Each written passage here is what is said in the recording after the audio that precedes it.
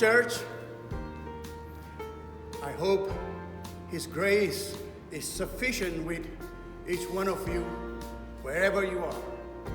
This is going to be our first time doing church online, and I hope and pray God will be in our midst, no matter where we are now. You see, there's a plan for everything. God has a plan for everything, and His plans are perfect. We might not know what exactly His plans are now, but we all know that His plans are perfect, and everything that happens to those who love Him are for the good. Now, I strongly believe that He slowed down the world so that He could draw each one of us closer to Him. I believe He's slowing down the world so that He would draw our attention back to Him. It has been said that in the past week, the churches around the world have sent out God's word for the maximum time. For the first time in the history of internet, the world have got the maximum sermons coming from churches around the world. Perhaps that could be one plan, God's plan. Never know. Again, God has a perfect plan, especially for Miami Baptist Church. As we all recall, when the COVID-19 just started, God gave us words. We have been doing a series on the book of James. And the book of James is all about trials and tribulations, crises, problems, temptations, how to face them, how to deal them as believers.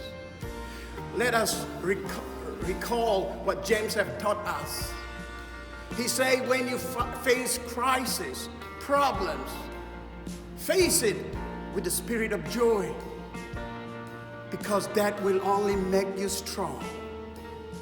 And God also says, for those who need my wisdom may ask freely, and I will give you and give you abundantly. And then He said, the trials, the tribulations, the problem, the crisis that you're facing will not last long. Just as the good will not last long, the bad won't last long either. These will just fade away. But life with Christ is eternal. So face this problem in light of eternity. God says that to us. And today, He's warning us. He's teaching us. In this midst of this crisis, God is reminding us to be aware of one great temptation, that is playing partiality or favoritism. The text for today comes from James 2, verses 1 to 5. James says, dear brothers and sisters, be aware of playing favoritism or partiality, for these are sins. Wow. Why it is sin? Because we favor one upon another. Why it is sin? Because we break the very commandment of God. That is, we break the royal law of love. God says, love your neighbor as you love yourself. And by playing favoritisms or partiality, we are breaking that law. We are not loving all our neighbors, but we depend our action based on the social status. We differentiate between have and have not, rich and poor, attractive and non-attractive, and so on.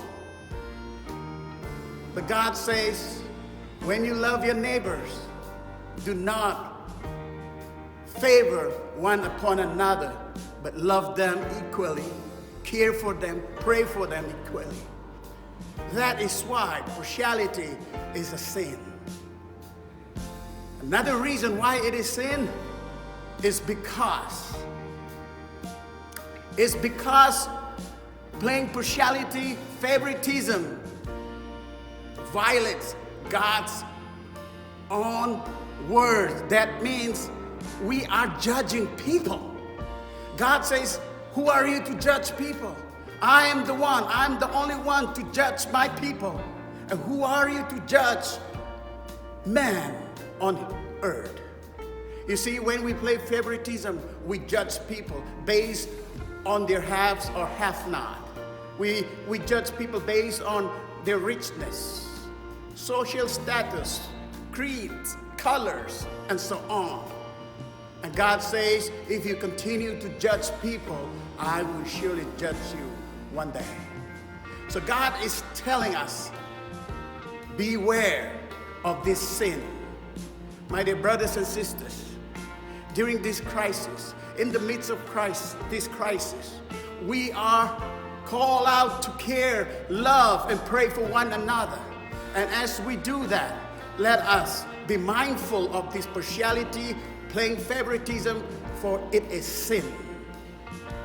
We may call ourselves as believers, Christians, but if we play this painful game of partiality, remember that we're sinning, and the wages of sin is death.